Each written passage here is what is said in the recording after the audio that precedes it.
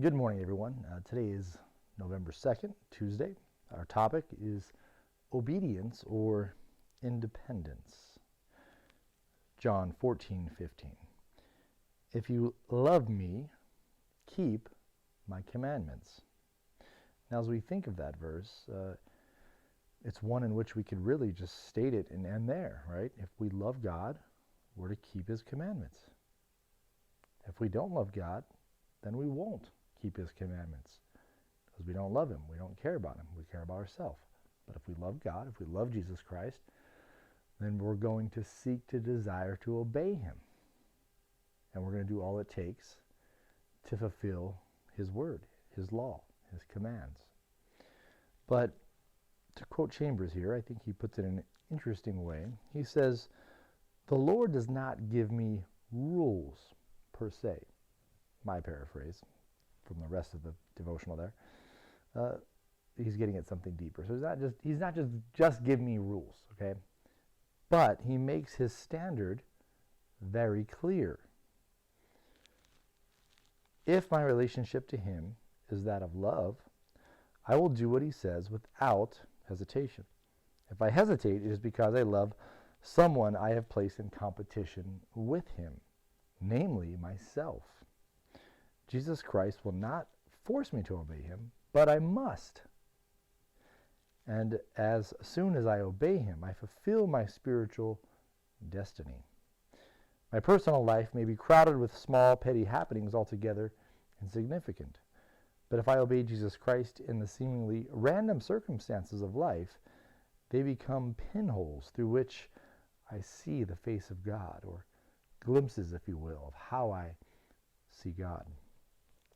Then, when I stand face to face with God, I will discover that through my obedience, thousands were blessed. Now, again, I'm just reading a small portion here of Chambers, and the issue isn't so much if it's dozens or hundreds or thousands, right, or millions that were somehow touched by my life. And I don't think that's wholly Chambers' point. I think the Chambers' point is this. Many will be touched by our life when we are simply obedient, right?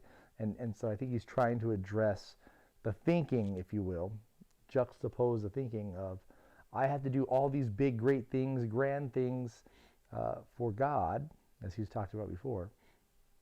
Remember, these are kind of excerpts from sermons, so we're only getting a little glimpse of his thinking. But he kind of deals with this issue or idea of trying to do great and grand things for God. That's how the world will be changed. That's how the world will be affected. That's how culture will be Christianized, right? All these ways in which people think of wanting to do big things for God. But Chambers is ultimately saying the way that you're going to affect thousands of people, right, over the course of your life, if you will, right? Not in a day, not a week, not a year, but how real change comes about is loving God, obeying his commands. It's very simple. We try to make it complex, but obey God, love him. As you love him, you're going to seek to want to please him, and you're never going to please him by disobeying his word, by sinning against him, because it's, one, not pleasing and glorifying to God, and two, you know it doesn't benefit you. No one ever gets good from sin. They might get some temporal thing that for a season benefits them. If they steal something, let's say, right, there might be a temporal blessing, quote unquote, to them by that item, right, but it never lasts. Sin never brings about what it promises. It's empty. Whereas when we live for Christ, when we glorify him, when we obey him, it might be hard in the moment. It might not give us that instant gratification, but it always brings about what it promises, which is a relationship with God, which is peace, which is wholeness, which is godly contentment.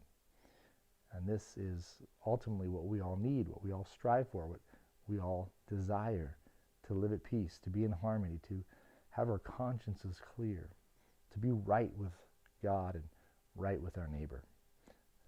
So, again, let us continue to ponder all these verses.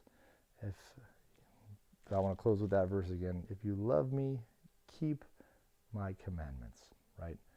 Let us seek to love God. Put him first. Let's elevate him and bring ourselves down, and both God and ourselves will benefit. Obviously, benefiting God by glorifying him, by building and joining with his kingdom and furthering it in the way that we're supposed to, rather than our own kingdom. We'll see you guys tomorrow.